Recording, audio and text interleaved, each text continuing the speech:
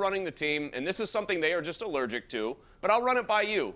That 2023 crop of quarterbacks, you've seen it, right? Yes, I know it's going to be much better than what we have this year, basically, right. To be honest. Yes. So the best situation would be, throw Rudolph out there, give him his chance, give him a bridge year, and then try to draft somebody in 2023 because, A, it's going to be a deeper class, and B, if Rudolph's the player that I think he is, Bob, they're going to be drafting much closer to the top of the draft and have a much better shot at one of those elite guys in 2023. That's what I would do. Well, I think that makes sense in a lot of ways, just because, number one, if you don't have the right answer, and I'm willing to watch Mason play and see what he does, and hopefully he can be better than people think. But they have so many other needs. To me, the best way to attack this, and you can do it one of two ways. You can do what the Cincinnati Bengals did, which is of course, they were first overall and had Joe Burrow. If it was a bad quarterback class, they wouldn't have had that option.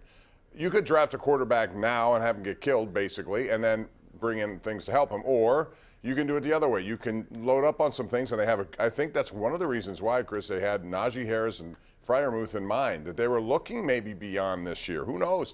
And they said, if we can jumpstart our run game, even though it didn't work this year with the offensive line, they could change that.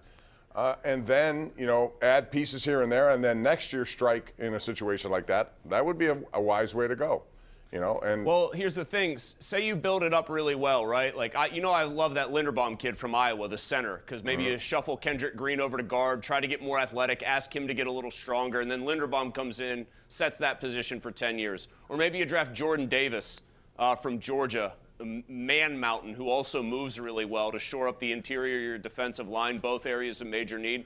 So say you do some of these things, right? And you get suddenly a decent-looking team built around, let's just say, for argument's sake, Mason Rudolph.